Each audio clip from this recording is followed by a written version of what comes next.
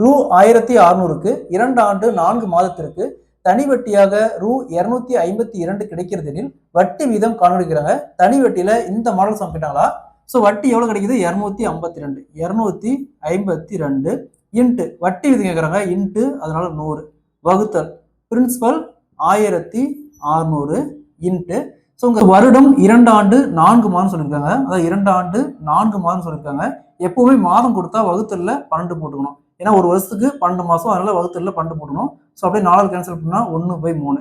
So இங்க 2 1/3 இருக்கும், கலப்பு படத்தில் இருக்கு. அப்போ 2 × 3 6, 6 + 1 7, 7 வகுத்தல்ல 3 வரும். அதை அப்படியே மேலே கொண்டு போயிட்டா பெருக்கலா மாறிடும். ஓகே, நெக்ஸ்ட் 252 7ஆல் கேன்சல் பண்ணா 3 7 21, மீதி 4, 6 7 42. இந்த டபுள் ஜீரோக்கு இந்த டபுள் ஜீரோ அப்படியே கேன்சல் பண்ணிடலாம்.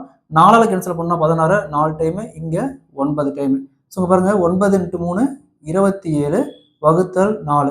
27 4ஆல் கேன்சல் பண்ணா 6 4 24, மீதி 3/4.